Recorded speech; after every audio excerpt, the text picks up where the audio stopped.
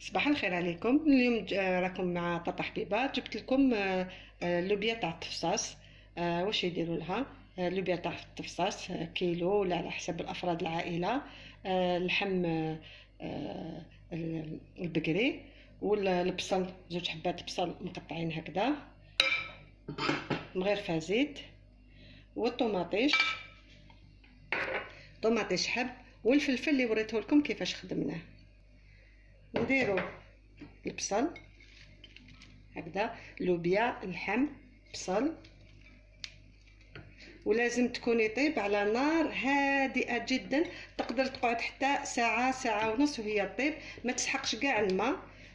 هذه كيفاش طيب غير في بالبصل والطوماطيش، ما تسحقش كامل الماء. وفيها من بعد باش نديرو البهارات، نديرو الزيت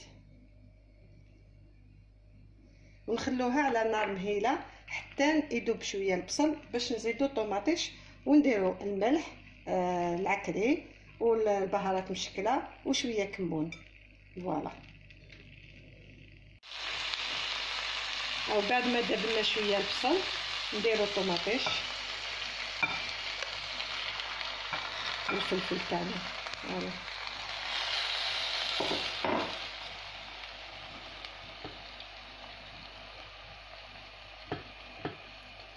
نطيبو هكذا من بعد باش نزيدو البهارات، ماشي دركا، حتى يذوب.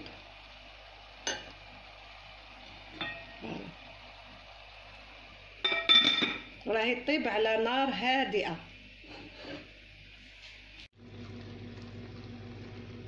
هاي اللوبيا تاعنا، ها شوفوا الماء غير من البصل والطوماطيش. دركا نبهروها،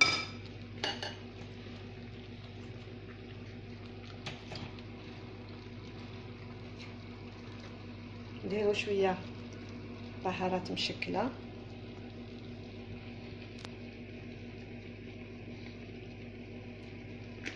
ونزيدو الملح نديرو شويه، نذوقوها من بعد باسكو الفلفل كنا درنا له الملح.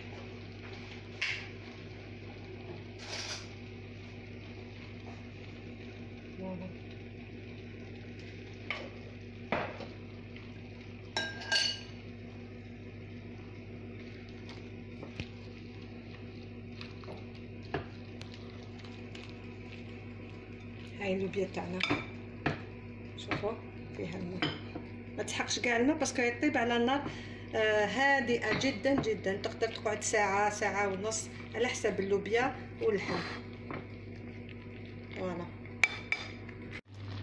فوالا هاي شوفوا اللوبيا بوتي فو كيفاش راهي طيب.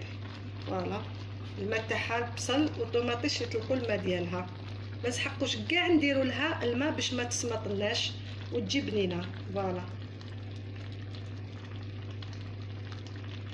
هاي اللوبيا تاعنا حضرت، هاي طابت بعد ساعه طياب. مام اللحم طاب، هاوليك ما درنا لهاش كامل الماء، هاهي طابت في البصل والطوماطيش تاعها.